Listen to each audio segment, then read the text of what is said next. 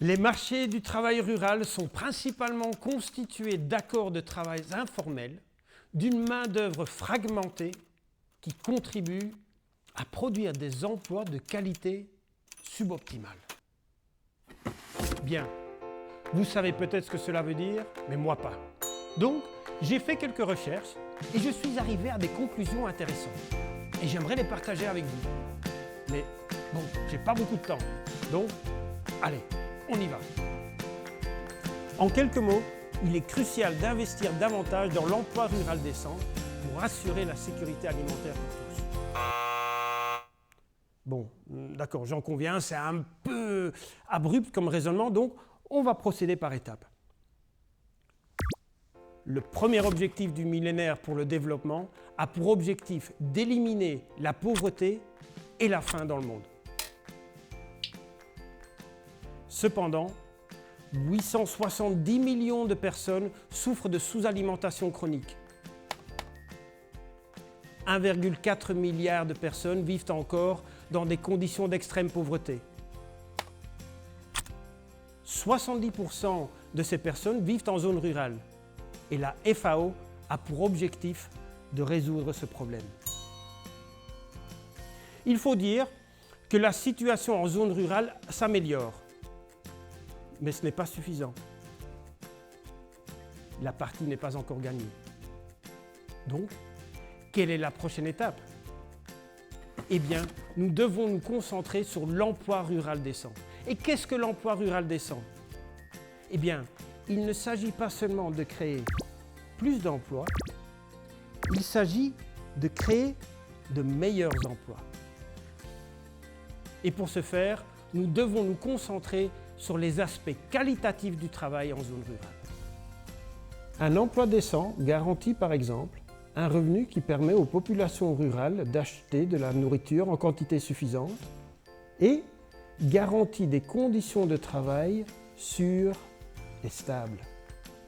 Bon, je n'entrerai pas dans tous les détails, mais un emploi décent implique un contrat équitable pour les travailleurs ruraux, le respect des dispositions concernant la santé, la sécurité au travail, la protection des travailleurs en cas de maladie, accident ou maternité, la libre association des travailleurs pour défendre leurs droits. Bon, tout ça c'est bien beau, mais comment l'emploi rural décent contribue-t-il au double objectif de diminuer la pauvreté rurale et d'assurer la sécurité alimentaire?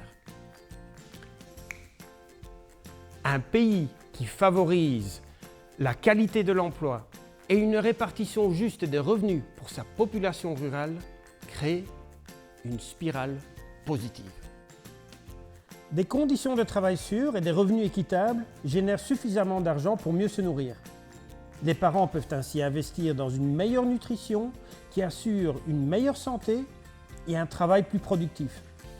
Les parents n'ont plus besoin d'envoyer leurs enfants dans les champs. Ils peuvent les renvoyer à l'école, ce qui améliorera leur éducation et cela augmentera les revenus des générations à venir. Bon, je sais ce que vous allez me dire. Bonne idée, mais pas facile à appliquer. Et par où commencer? Eh bien, c'est là que les experts de la FAO sur l'emploi rural décent rentrent en jeu. Et comment cette équipe d'experts peut-elle être utile? Eh bien, l'équipe génère des connaissances pertinentes sur l'emploi rural décent.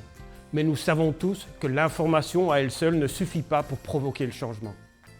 C'est la raison pour laquelle la FAO dirige des actions spécifiques tels que des projets de terrain sur l'emploi des jeunes et le travail des enfants, qui présentent aux institutions et au gouvernement des situations réelles montrant comment des techniques innovantes fonctionnent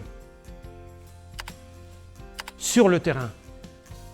Bref, la philosophie de la FAO consiste à traduire les connaissances en action et l'action en connaissance. Et ce n'est pas tout. La FAO peut compter sur une grande expérience technique dans les domaines de l'agriculture, de l'économie informelle et des régions rurales. Elle entretient des relations de longue date avec les principaux acteurs ruraux.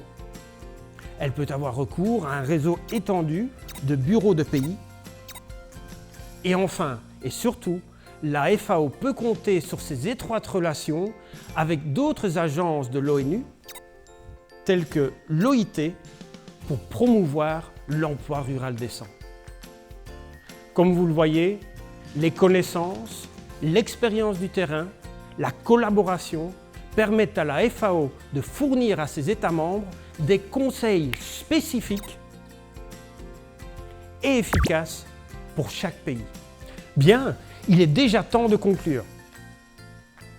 Les marchés du travail rural sont principalement constitués d'accords de travail informels, d'une main-d'œuvre fragmentée qui contribue à produire des emplois de qualité suboptimale.